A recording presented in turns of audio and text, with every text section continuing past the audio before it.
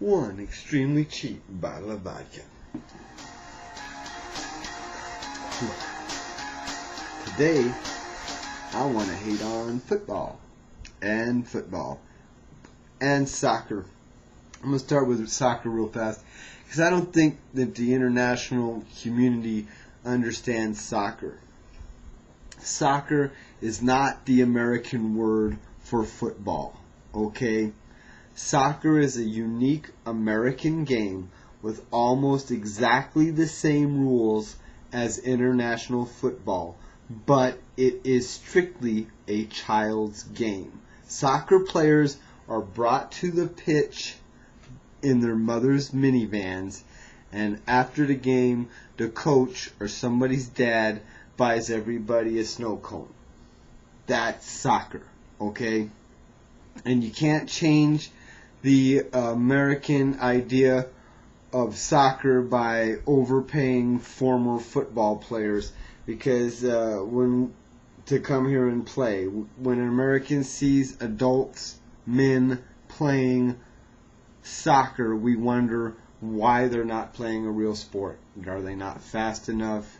Can't they handle contact? Can't they hit the ball? What is their problem? Honestly. And you really can't change that perception because of the offsides rule. I mean, and don't complain. I understand the offsides rule in football, real football, international football, the beautiful game if you must. And I understand that any sport like football has an equivalent to the offsides rule. You kind of have to keep it all from being just a big clusterfuck. But you Brits got to admit, if somebody had bothered to explain the principle of the offsides rule to Joe Rawlings, Quidditch might make a little more sense. But even so, even if you can explain it sensibly to Americans, which, it's a good rule, it's a good sport, I enjoy the sport, you still can't sell soccer to Americans because what you call offsides, we call open. The whole idea of American armored football is to get a man beyond the defense uncovered and then throw him the ball.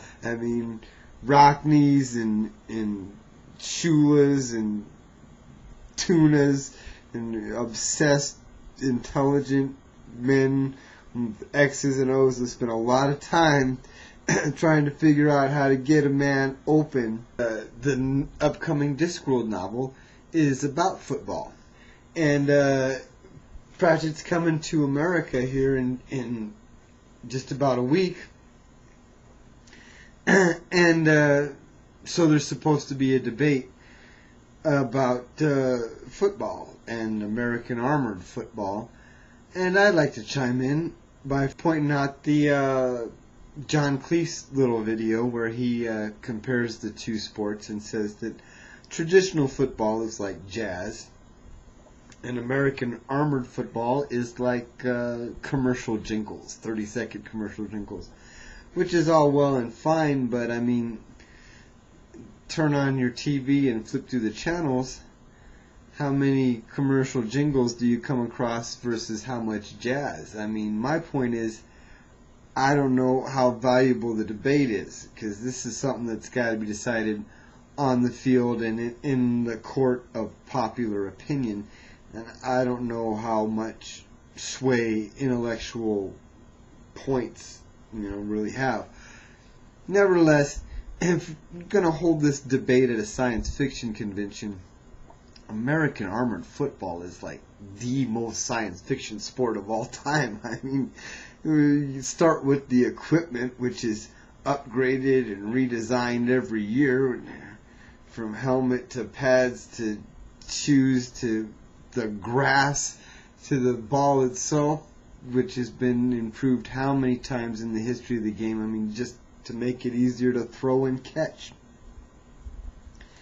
The athletes themselves, not to disparage the athletes, modern athletes of any sport, because modern athletes are amazing. There's some amazing athletes, fantastic feats performed in both forms of football and in many other sports as well. But I mean, something about the specialization of the roles and the fact that it's a contact sport. If you're looking for somebody that can lift you over their head and carry you lightning fast to an obstacle course, an American football player is an amazing human specimen.